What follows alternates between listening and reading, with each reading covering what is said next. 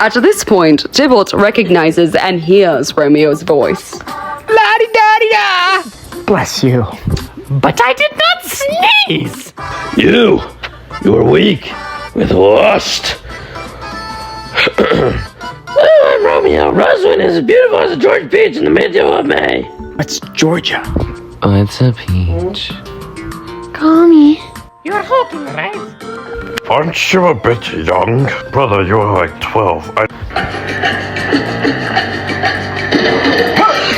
Yeah! Where?